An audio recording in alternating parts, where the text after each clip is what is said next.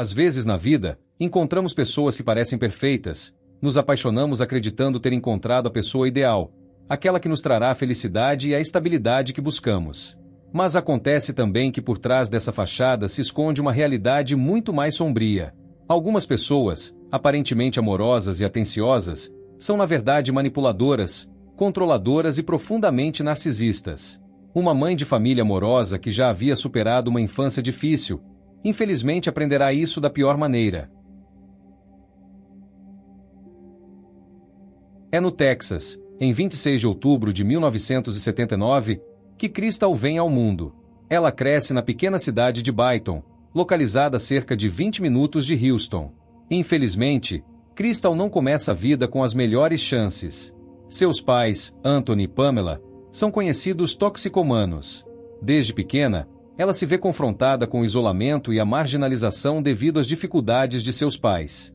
Aos 11 anos, ela sofre um choque imenso. Seus dois pais morrem com alguns meses de intervalo.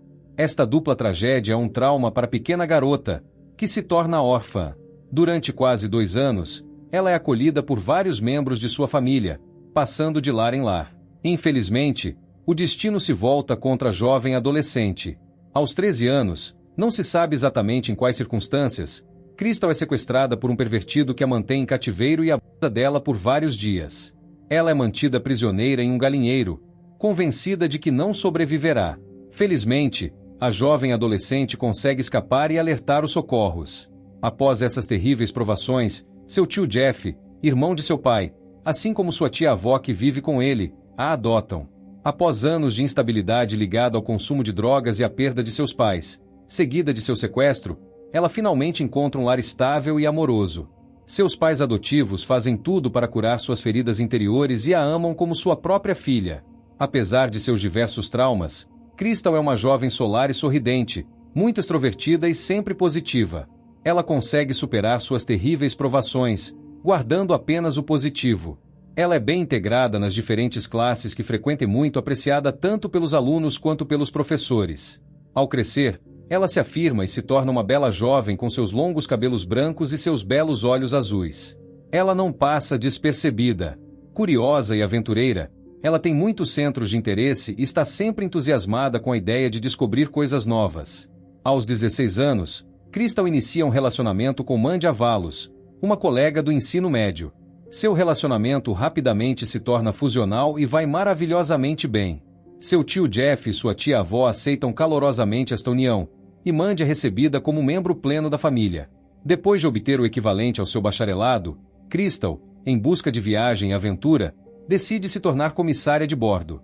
Entre duas escalas, ela continua vivendo com Mandy em Byton, perto de seu tio e sua tia-avó, dos quais permanece muito próxima. Após 8 anos de relacionamento, seu casal com Mandy chega ao fim. Apesar da separação, as duas garotas permanecem muito próximas e se tornam melhores amigas. Mandy vai morar em Las Vegas, enquanto Crystal escolhe ficar em sua região. É aos 25 anos que a bela Crystal, realizada em seu trabalho como comissária de bordo, conhece Steven, mais comumente chamado Steve, um operador de 32 anos. É amor à primeira vista e eles vivem uma história de amor apaixonada, com Crystal nas nuvens. Steve, 7 anos mais velho que ela, já tem uma filha pequena de um relacionamento anterior. Felizmente, sua filha e Crystal se dão bem imediatamente, o que a enche de felicidade. Ela vê nele um homem maduro que lhe traz uma estabilidade preciosa, uma estabilidade que ela cruelmente não teve durante sua infância e que agora é essencial para ela. Suas personalidades opostas se complementam bem. Ele é calmo, introvertido, enquanto Crystal, extrovertida, adora sair, ver pessoas e fazer mil coisas. 2 anos após seu encontro, em 14 de abril de 2007, o casal se casa. 2 anos depois, eles recebem seu primeiro filho, um menino chamado Madden, seguido por uma menina, Maui, em 2012. Crystal é uma mãe doce e atenciosa que adora estar com seus filhos. Ela faz questão de oferecer-lhes o amor e a estabilidade que tanto lhe faltaram durante sua infância. Em 2016, embora adore seu trabalho, ela decide deixar seu cargo de comissária de bordo para estar mais presente junto à sua família. Seu tio e pai adotivo Jeff, que dirige uma agência imobiliária que herdou de seus pais, propõe então que ela venha trabalhar com ele. É uma aventura para a mãe de família que adora o contato humano. Ela rapidamente se realiza neste novo emprego. O sucesso chega e em alguns meses ela se torna o melhor elemento da agência, gerando dezenas de milhares de dólares por mês. Muito séria, ela nunca tira férias e forja uma sólida reputação no meio. Com o tempo, ela começa a ganhar muito bem sua vida e se torna o principal suporte financeiro da família. Aos olhos de todos, Crystal e Steve formam um casal feliz.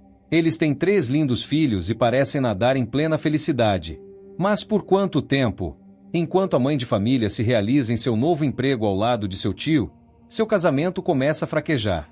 Ao longo dos anos, o casal se distanciou e agora vive mais como colegas de quarto do que como um casal casado. Tanto que em fevereiro de 2017, após 12 anos de relacionamento, Crystal acaba pedindo divórcio. Pelo bem das crianças, o casal tenta fazer com que a separação ocorra da melhor maneira possível. Eles concordam em compartilhar a guarda. Crystal decide assumir o financiamento em seu nome e manter a casa da família, onde ela empreende importantes trabalhos de renovação. Mesmo que o casal se separe, ela não abandona Steve. Ele, que é operador, ganha muito menos que ela, e ela aceita apoiá-lo financeiramente, pagando-lhe uma pensão alimentícia muito superior ao que ela deveria pagar. Ela até o ajuda a comprar uma nova casa perto da escola das crianças. Ela faz tudo isso pelo bem de sua filha e seu filho, preocupada que eles sofram o mínimo possível com a separação de seus pais. Durante a duração das obras, não podendo ficar em sua casa, Steve propõe que ela venha morar com ele e as crianças em sua nova casa, oferecendo-lhe, é claro, o quarto de hóspedes. Ela aceita, pensando que é uma opção melhor do que dormir no hotel ou na casa de seus pais adotivos. É também a oportunidade de ver seus filhos o máximo possível e para eles de ver seus pais reunidos sob o mesmo teto. Como mencionei anteriormente, com sua infância difícil, é muito importante para ela permanecer unida com Steve. Ela deseja que seus filhos continuem crescendo cercados por seu pai e sua mãe. Em junho de 2017, 4 meses após sua separação, o divórcio é oficialmente pronunciado. Para Crystal, as coisas são claras. Ela não está mais apaixonada por Steve e está pronta para refazer sua vida, fazer novos encontros. Ela não demora, aliás, a cruzar o caminho de um charmoso joalheiro, Paul Argrave. É por um feliz acaso que eles se encontram. Ela deseja fazer ajustar um dos anéis de sua avó e então um dia entra na joalheria de Paul. O amor à primeira vista é imediato. Muito rapidamente eles começam a namorar e transbordam de projetos. Crystal está nas nuvens. Em 23 de agosto de 2017, ou seja, 2 meses após seu divórcio, ela posta nas redes sociais: "Estou mais feliz do que jamais estive. Deus é grande." Infelizmente, essa felicidade será de curta duração. No mesmo período, uma tempestade tropical se forma no Oceano Atlântico. Esta tempestade se transformará em um furacão de categoria 4, com ventos atingindo 215 km por hora antes de atingir a costa do Texas, incluindo a cidade de Byton. Conhecido como Harvey, este furacão será um dos mais devastadores da história dos Estados Unidos, acumulando em alguns lugares mais de 1,50 metros de chuva e causando a morte de pelo menos 107 pessoas. Na sexta-feira, 25 de agosto de 2017, ou seja, 2 dias após a publicação de Crystal, Harvey se prepara para atingir a costa e um dilúvio começa a cair sobre a cidade de Byton. O alerta de enchente é então acionado. No dia seguinte, sábado, 26 de agosto, enquanto milhares de pessoas são evacuadas, o escritório do xerife recebe uma ligação de Jeff Walters, o tio de Crystal. Ele informa as autoridades que sua sobrinha de 37 anos desapareceu.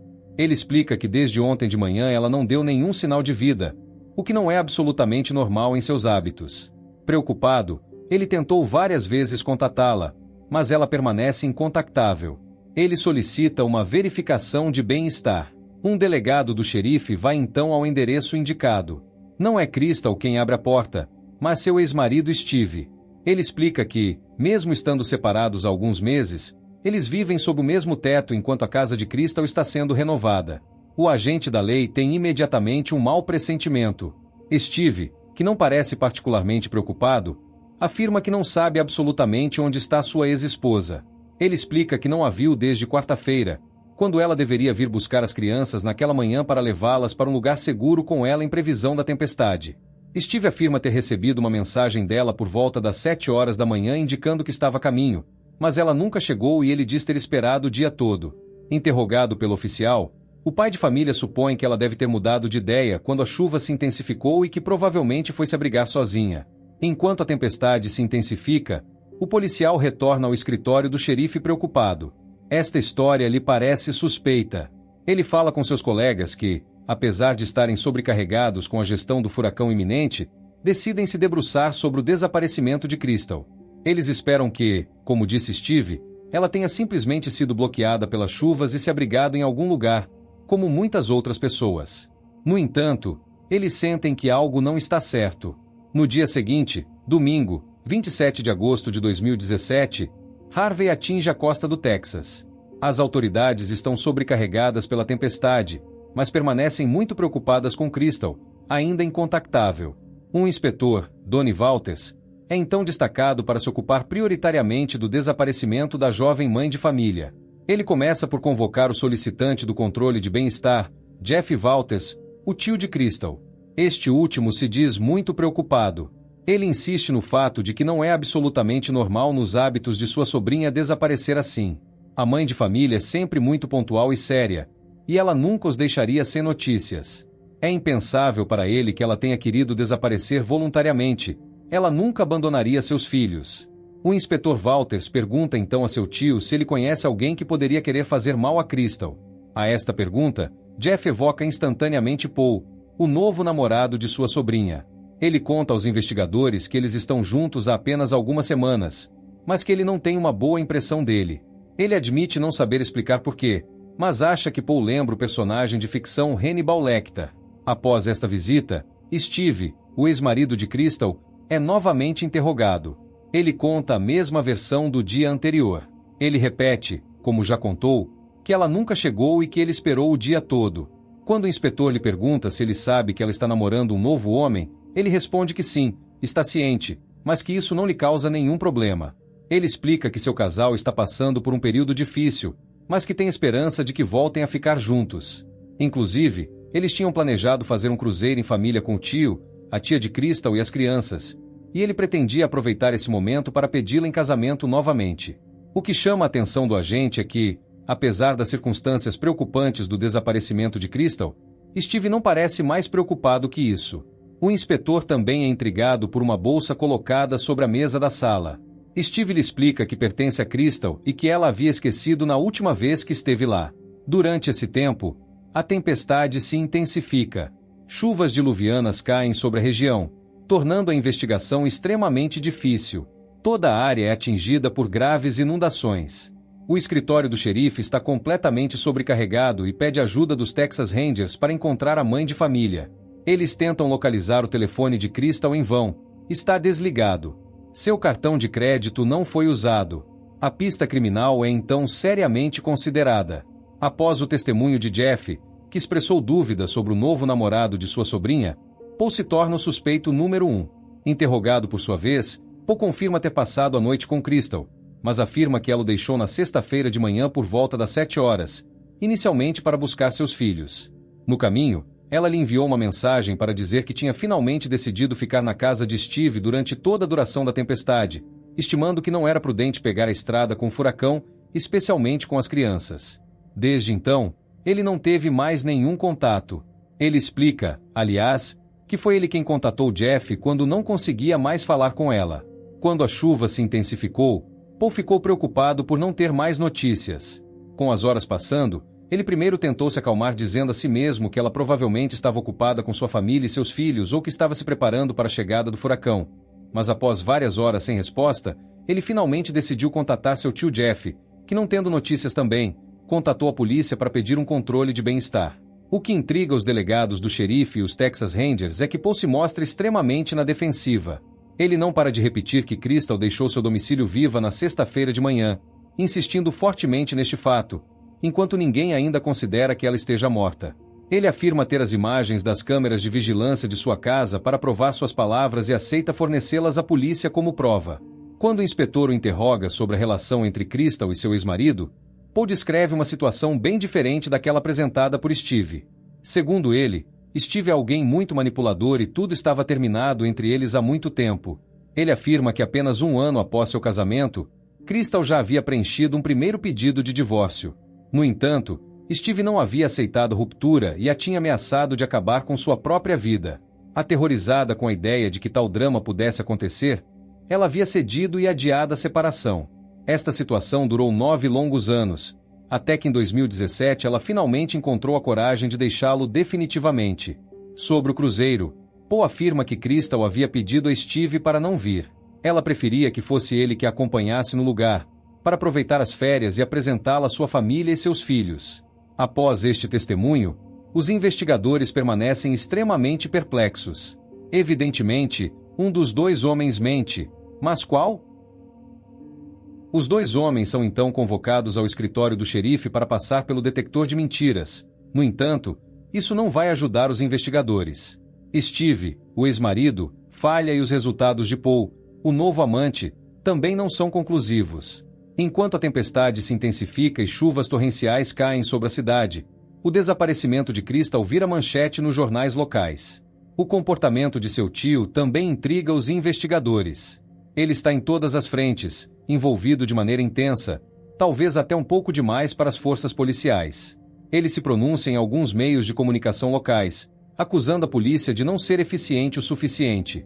Nesse ponto da investigação, os investigadores estão convencidos de que algo grave aconteceu com Crystal e têm 3 suspeitos: Paul, o novo namorado, Steve, o ex-marido, e seu tio, cujo comportamento também é questionável.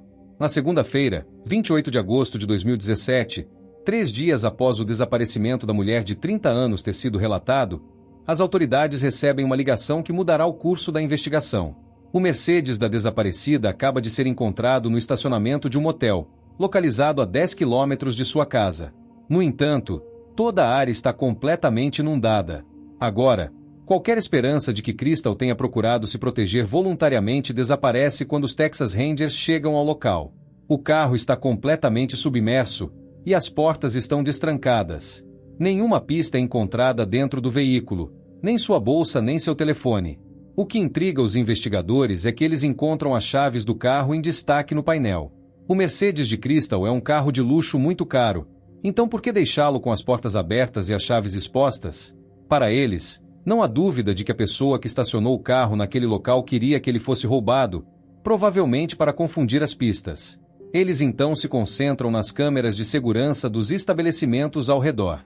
Infelizmente, muitas foram inundadas e os sistemas de vigilância estão fora de serviço. Por outro lado, Jeff, o tio de Crystal, aumenta a pressão sobre o xerife, alegando que a investigação não está avançando rapidamente o suficiente. Ele decide, contra o conselho do representante da lei, contratar um detetive particular para vasculhar a casa de sua sobrinha, antes mesmo de os agentes terem a chance de fazer isso. De seu lado, os investigadores levam vários dias para obter um mandado para revistar a casa de Crystal, já que os juízes, também afetados pelas inundações, não estavam disponíveis. Quando os adjuntos do xerife finalmente vão à casa da desaparecida, descobrem que a casa foi completamente revirada. Tudo está em desordem. Jeff é então acusado de obstrução da investigação, e todas as suspeitas recaem sobre ele. Ele teria algo a esconder? No entanto, ele não é o único com comportamento suspeito. Paul, o novo namorado, dá uma entrevista a um famoso meio de comunicação para afirmar que não tem nenhuma responsabilidade no desaparecimento de Crystal. Ele fala sobre o quanto amava e revela que queria se casar com ela. Ele chega ao ponto de fornecer à imprensa as imagens de vídeo de vigilância de sua casa, mostrando Crystal saindo no dia de seu desaparecimento. Ao ver essas imagens, os investigadores ficam surpresos. Paul deveria ter fornecido as imagens para eles, mas ele as entregou à imprensa. Ele também sobe um degrau na lista de suspeitos. Enquanto isso, a investigação continua, com dificuldade, devido às condições climáticas. As forças policiais conseguem obter as imagens de vigilância do motel onde o Mercedes de Crystal foi encontrado. No sábado, 26 de agosto, um dia após seu desaparecimento, às 6h37, o carro de Crystal é filmado chegando ao estacionamento. Infelizmente, devido à má qualidade das imagens, é impossível identificar quem está dirigindo o veículo. Pouco depois, outra descoberta importante é feita. As câmeras de uma estação de serviço próxima revelam que, às 11h25, ou seja, 5 horas depois, Steve é visto nas proximidades do estacionamento onde o Mercedes da mãe de família estava. Ele vai até a estação de serviço como se fosse abastecer, mas não o faz. Vestindo shorts brancos, uma camiseta e tênis pretos, Ele é visto se dirigindo ao estacionamento onde o carro está estacionado, como se quisesse verificar se ele ainda estava lá. Em seguida, ele é visto jogando uma pequena bolsa preta em uma lixeira da estação, enfiando-a profundamente. Depois de ver essas imagens, os investigadores tentam recuperar o conteúdo da lixeira, mas, devido às inundações na área, tudo foi levado pelas águas. Eles não encontram nada. Nesse ponto, Steve se torna o principal suspeito. O escritório do xerife e os Texas Rangers agora têm poucas esperanças de encontrar Crystal viva.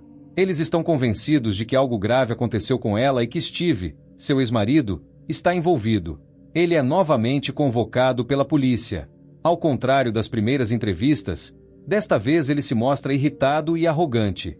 Ele admite estar nas imagens, mas afirma que isso não prova nada, antes de se fechar em silêncio. De fato, sem mais provas, os investigadores não têm nada contra ele e são obrigados a liberá-lo. Um elemento crucial ainda precisa ser esclarecido. É essencial encontrar o corpo de Crystal, pois sem ele será muito difícil provar um assassinato. Em 6 de setembro de 2017, 12 dias após o desaparecimento da mãe de família, o nível da água finalmente baixa, e os Rangers podem organizar uma busca para tentar encontrar rastros da mãe de família. As florestas da região são vasculhadas minuciosamente, mas, infelizmente, as chuvas torrenciais levaram qualquer possível vestígio, e as buscas permanecem infrutíferas. Paralelamente, os investigadores conseguem obter outras imagens de vídeo de vigilância tiradas no dia seguinte ao desaparecimento de Crystal. Nelas, Steve é visto pouco depois que o carro de sua ex-mulher foi deixado por um condutor misterioso, entrando em um Walmart próximo ao estacionamento do motel. Ele usa um capuz e compra uma bicicleta, cigarros e uma bebida energética, antes de sair de bicicleta para ir para casa. Para os investigadores, tudo se torna claro. Eles acreditam que o condutor misterioso não é outro senão o próprio Steve, e que ele deixou o carro de Crystal antes de voltar para casa, a 10 quilômetros de distância, de bicicleta. Com essas novas provas, Steve é novamente convocado. Os agentes lhe mostram as imagens de vigilância, que o mostram comprando uma bicicleta. Eles o pressionam, dizendo que sabem que ele dirigiu o Mercedes de sua ex-mulher e que é apenas uma questão de tempo até que possam provar isso. Eles também dizem que acreditam que ele matou Crystal. O cerco está se fechando, mas ele não cede e continua a negar qualquer envolvimento, afirmando que não há provas de que ele tenha feito mal à mãe de seus filhos. No entanto, os investigadores notam que ele parece cada vez mais desgastado. Ele claramente está com falta de sono, seu rosto está abatido, e ele parece estar no limite. Embora o suspeitem fortemente, mesmo com os vídeos em mãos, eles preferem obter uma confissão antes de acusá-lo formalmente. No entanto, Steve continua a negar os fatos. Apesar de seu silêncio, a pressão parece estar funcionando. Os investigadores esperam que ele cometa um deslize, mas também estão preocupados com a segurança das crianças. Desde o desaparecimento de sua mãe, Steve tem a guarda exclusiva, e eles temem que, sob pressão, ele possa acabar cometendo o irreparável, envolvendo seus filhos em sua queda. Enquanto ele está detido na delegacia, as crianças são retiradas de sua guarda e colocadas sob a proteção da assistência social. Por fim, Mandy Avalos, a antiga namorada de Crystal, que permaneceu muito próxima dela e era adorada pelas crianças, assume a responsabilidade por elas. Os oficiais dizem a Steve: se você não confessar, nunca mais verá seus filhos. Depois disso, ele é liberado novamente. O cerco em torno de Steve está se fechando, e ele se sente cada vez mais encurralado. No dia seguinte, sábado, 9 de setembro de 2017, Steve se apresenta à delegacia. Embora até então tivesse se mostrado bastante arrogante e fechado, seu comportamento agora é totalmente diferente. Completamente abatido, ele acaba confessando o crime, em lágrimas. No dia 25 de agosto de 2017, 15 dias antes, no dia do incidente, Crystal havia passado a noite na casa de seu novo amante, Paul.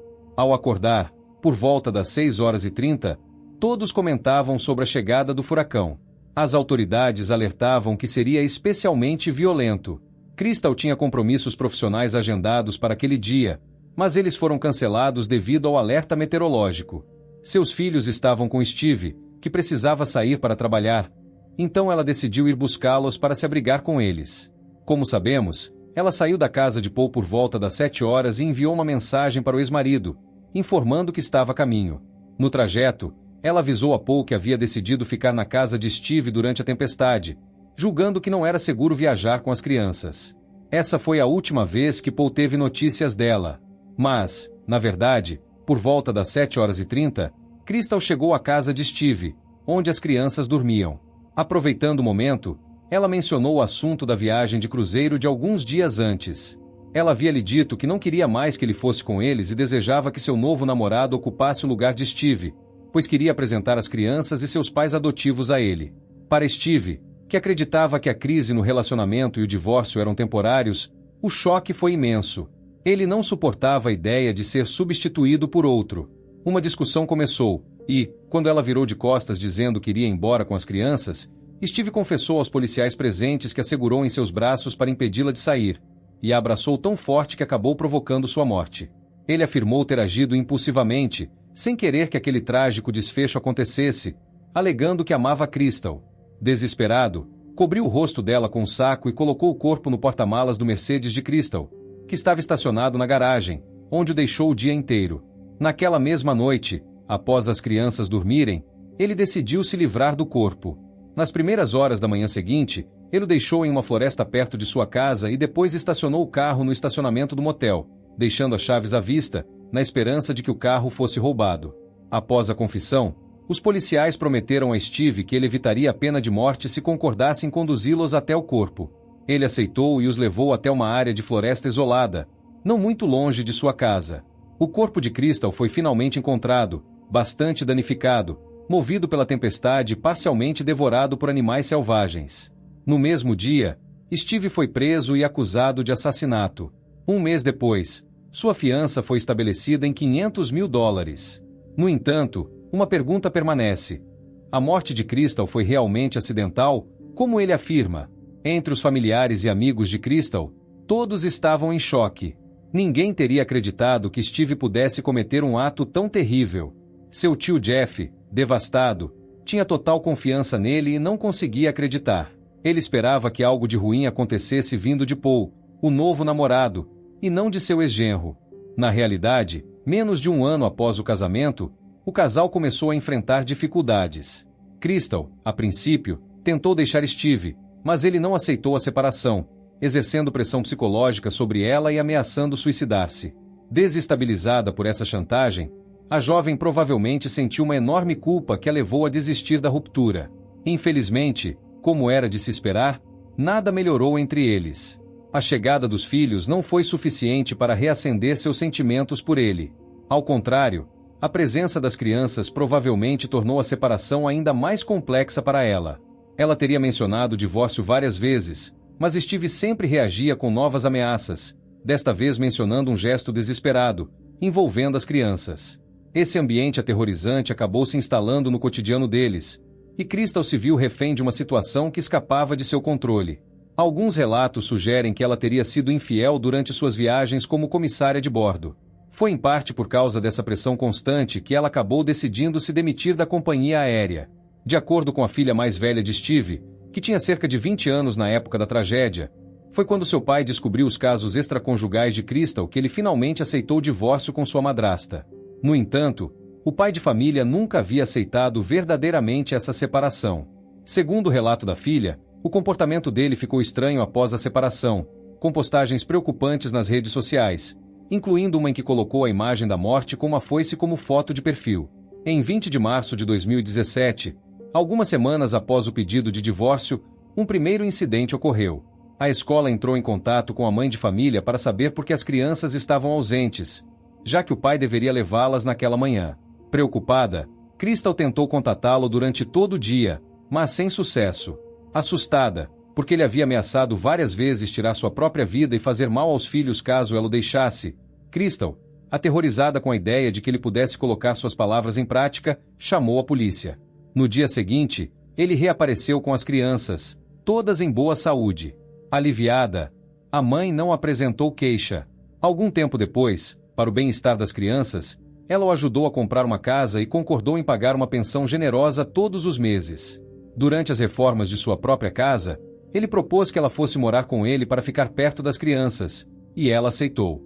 Tragicamente, essa decisão pode ter alimentado em Steve a esperança de uma reconciliação. Durante o cruzeiro que haviam planejado juntos, Steve até comprou um terno e uma roupa branca na esperança de pedir Crystal em casamento novamente, acreditando que eles voltariam a ficar juntos. Mas Crystal já não estava na mesma sintonia. Ela não o amava mais havia muito tempo. O divórcio já havia sido finalizado, e ela estava se preparando para começar uma nova vida, um novo relacionamento.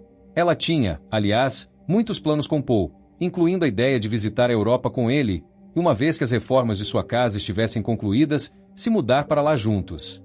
Ela também esperava apresentá-lo à sua família durante o tão esperado cruzeiro. Quanto a essa viagem, parece que ela havia sido organizada antes de conhecer Paul.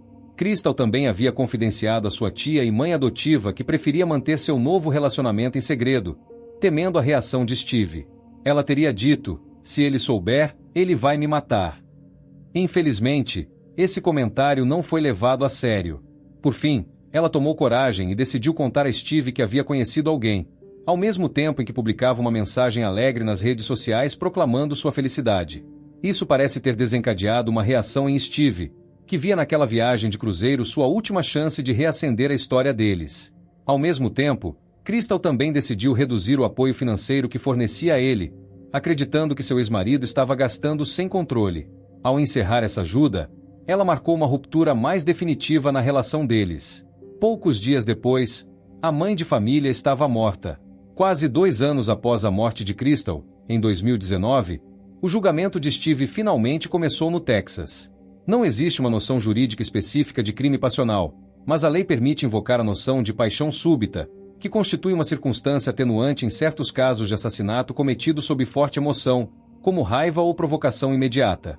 Se a defesa conseguir provar que o ato foi cometido sob a influência de uma paixão súbita provocada por um evento imediato, a pena pode ser reduzida. Nesse caso, a acusação poderia passar de homicídio em primeiro grau, que é punível com prisão perpétua ou até pena de morte em alguns casos, para homicídio voluntário, com uma pena potencialmente mais branda. Essa foi a linha de defesa escolhida pelos advogados de Steve, que insistiram no fato de que ele nunca admitiu ter realmente estrangulado Crystal, mas sim que a abraçou sob o efeito de uma emoção intensa, em um gesto desesperado para impedi-la de sair. Diante da Assembleia, Steve explicou que naquela manhã tudo estava indo bem entre eles, e que até tinham feito amor. No entanto, quando Crystal lhe disse que não amava mais e que não queria que ele participasse do cruzeiro, ele perdeu o controle. Para o promotor, essa versão não se sustenta. Segundo ele, o assassinato foi premeditado. Ele esclareceu que não foi naquele dia, mas 2 dias antes do incidente, que Crystal havia informado a Steve que não queria mais que ele acompanhasse no cruzeiro. Incapaz de suportar a ideia de ser substituído, Steve teria pensado: "Se eu não posso tê-la, ninguém mais terá." O promotor então apresentou uma prova-chave, o depoimento da filha do casal, que tinha 5 anos na época dos fatos. Em um vídeo gravado, ela relatou ter sido acordada naquela manhã pelos gritos de seus pais discutindo. Após ir ao banheiro, ela entendeu que a briga era sobre o novo companheiro de sua mãe. Nesse momento, ela viu seu pai passar o braço em volta do pescoço de sua mãe e começar a estrangulá-la. Quando Steve percebeu, ordenou que ela voltasse para a cama e não falasse sobre nada com ninguém. Isso foi o suficiente para convencer os jurados. Após 5 dias de julgamento e apenas 3 horas de deliberação, o júri deu seu veredicto. Em 13 de junho de 2019, Steve foi considerado culpado e condenado a 50 anos de prisão, com período de segurança de 25 anos. A pena de morte não foi requisitada, em parte porque ele havia confessado parte do crime e indicado o local onde estava o corpo de Crystal. Mas como e por que uma tragédia tão grande pôde acontecer? Após uma infância particularmente difícil, Crystal havia superado muitas adversidades. Aos olhos de todos, ela era uma pessoa bela, uma mãe forte e amorosa. Infelizmente, ela se envolveu com um homem inseguro, manipulador e profundamente narcisista, com quem ficou por 12 anos. Steve, que no início se apresentava como um homem maduro, tranquilizador e responsável aos olhos dela, era na realidade alguém profundamente inseguro e instável, emocionalmente dependente dela. Ele confundia amor com posse, acreditando que sua felicidade dependia inteiramente dela. Quando Crystal decidiu deixá-lo, sua falta de autoconfiança e seu medo de abandono desencadearam um pânico terrível. A princípio, ele tentou mantê-la por meio de chantagem emocional, ameaçando se suicidar se ela o deixasse.